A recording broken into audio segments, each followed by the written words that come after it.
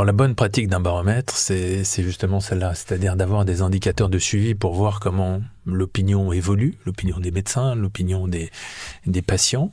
Et là, on voit bien que dans l'étude, il y a beaucoup d'indicateurs qu'on pourrait suivre. Évidemment, la qualité de la relation, la façon dont elle a évolué, toutes les questions autour de l'IA sont passionnantes à suivre parce qu'on sait que ça va beaucoup se développer dans les années qui viennent. Donc, ça va avoir des transformations et des conséquences sur les perceptions des médecins et des patients.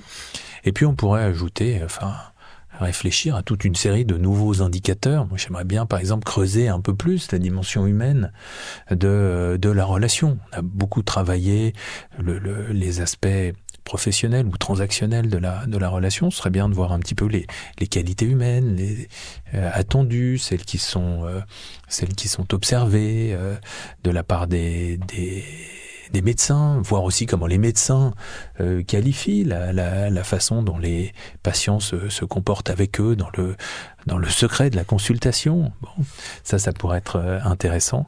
Et puis je crois qu'il faudrait évidemment aller peut-être un petit peu plus loin sur les questions d'intelligence artificielle et de technologie en fonction de ce qui pourrait apparaître dans les mois qui viennent.